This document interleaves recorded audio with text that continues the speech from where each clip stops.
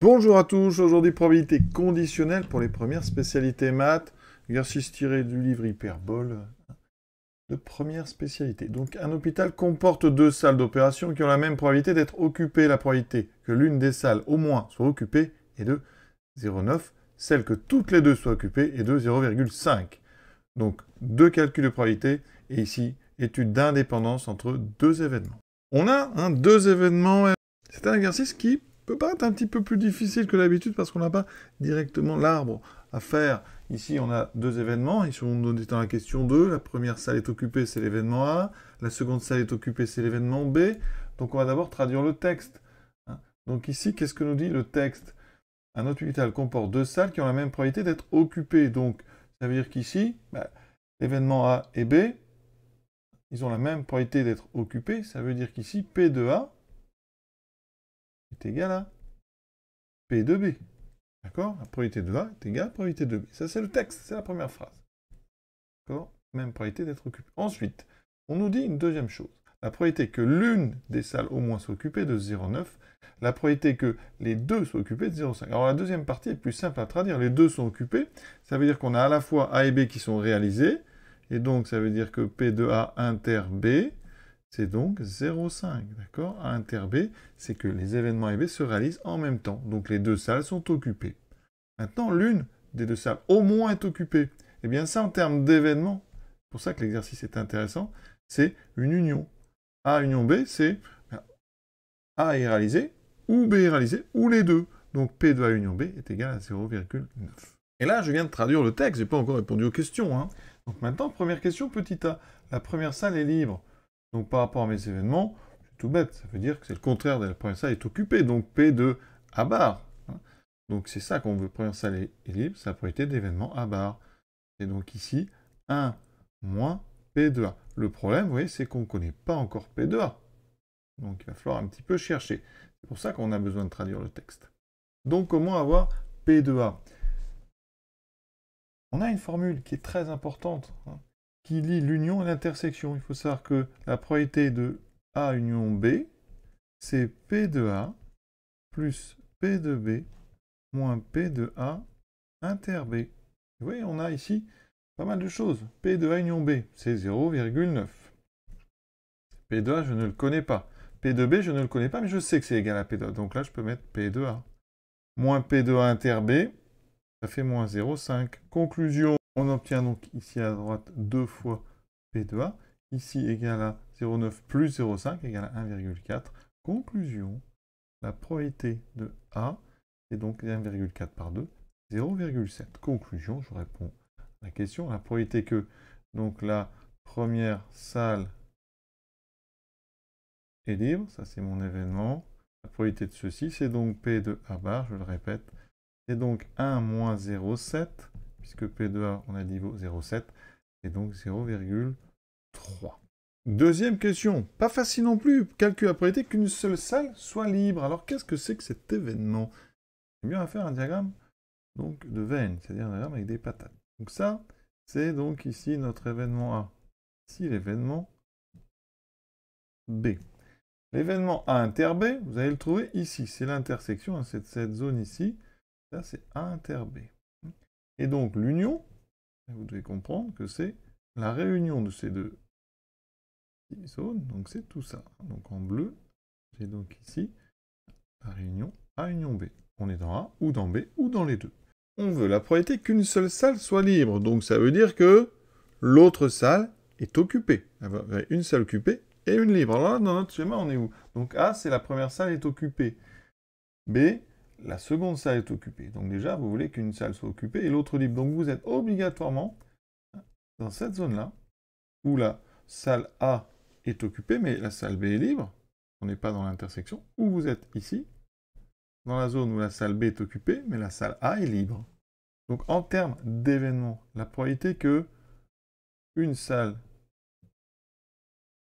est libre, seulement, est libre, une salle seulement est libre, eh bien ça veut dire que c'est notre ensemble, P de A union B, moins la probabilité que les deux soient ouvertes. Ça veut dire que vous avez au moins une salle ouverte, mais pas les deux.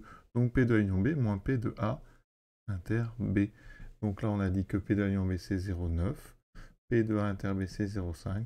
Ça veut dire 0,4. On peut aussi faire ce qu'on appelle un tableau, un diagramme de Carroll. L'auteur, d'ailleurs, d'Alice au Pays des Merveilles. Le total ici, c'était un tableau de probabilité. P de A inter B, on nous a dit que c'était 0,5. On vient de calculer P de A, qui est donc 0,7. Donc au total de A, on met 0,7. Ici, donc total de B, on met 0,7. Donc par soustraction, 0,3, 0,3. Et ici, donc 0,5 par la 0,7, 0,2. 0,2. Et ici, donc 0,1. On veut donc une salle libre, exactement. Hein. Ça veut dire que vous voulez une salle libre et une salle donc occupée. Vous êtes donc soit dans, effectivement, P de A bar inter B. Ça veut dire que A est libre et B est occupé. Ou alors vous êtes dans A inter B bar. Et ça revient à donc A bar inter B dans ce tableau, donc on a 0,2. Et ensuite A inter B bar, intersection de la colonne A de la ligne B bar, 0,2. Et vous voyez qu'on trouve 0,4. Une autre façon de voir les choses qui est très bien aussi. On pourrait aussi passer par le contraire. C'est pour ça que j'aime bien cet exercice, il est assez complet. Le contraire d'une salle seulement libre, ça veut dire que les deux sont occupés ou les deux sont libres. Et ça, probabilité en termes d'événements, c'est deux événements disjoints, c'est donc la probabilité que les deux soient occupés, c'est donc A inter B, plus les probabilités que les deux soient libres, c'est donc A bar inter B bar. Et donc, eh bien, c'est un petit peu plus compliqué parce qu'on n'a pas A bar, on n'a pas B bar, donc après, enfin, on les a, c'est facile, l'intersection n'est pas donnée, mais avec nos tableaux, vous voyez, on peut, vous voyez ici, donc le tableau, c'est pas mal pour cette façon de faire, donc P de A inter B, on a, ça c'est donné, c'est 0,5, P de A bar inter B bar, dans le tableau, c'est ici, vous voyez, 0,1.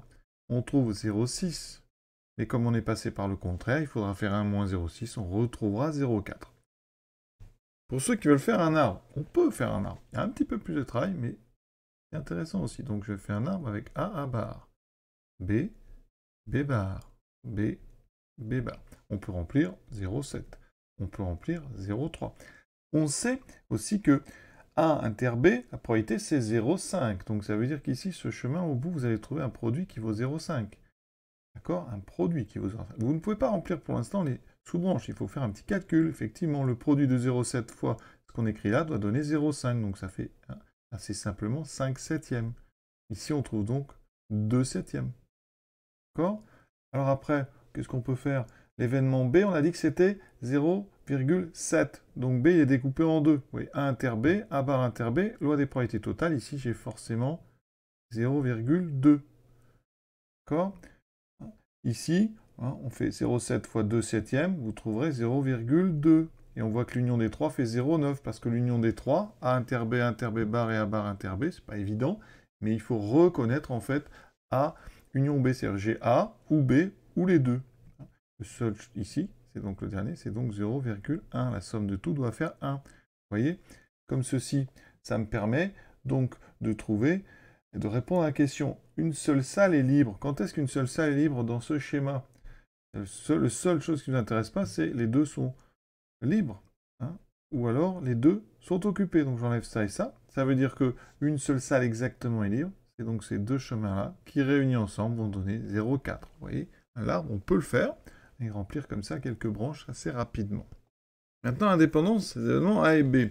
Alors, je rappelle, pour montrer l'indépendance, il faut montrer que P de A inter B égale P de A fois P de B. Donc on va calculer P de A, alors c'est déjà fait, on a trouvé P de A est 0,7. P de B, on a dit que c'était la même chose, c'est 0,7.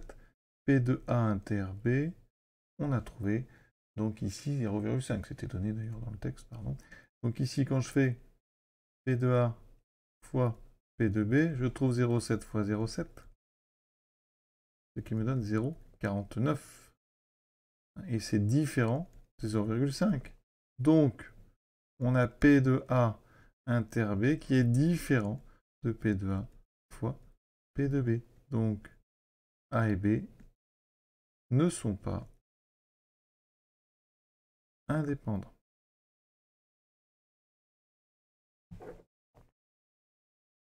Et on remarque d'ailleurs dans l'arbre, si on regarde P de B par exemple, c'est différent, parce que P de B c'est 0,7, c'est différent de P de B sachant A. Ça veut dire que la réalisation de A va influer la relation de B, donc A et B ne sont pas indépendants. On peut aussi s'en rendre compte dans un arbre comme ça, quand on regarde ici les chemins qui mènent à B, c'est-à-dire ici, deuxième niveau, ces chemins ici n'ont pas la même probabilité. Donc le fait d'avoir A ou A bar, ça change la réalisation de B. Vous voyez? Cet exercice est terminé. Très joli exercice, hein. Il y a pas mal de choses, on peut le faire de plein de façons, vous avez vu. Donc ça permet comme ça d'illustrer une même expérience ici avec un diagramme donc en patates, un tableau, le fameux diagramme de Carroll, ou alors donc les patates, diagramme de Venn, ou alors les arbres, donc de probabilité. Voilà, à très bientôt.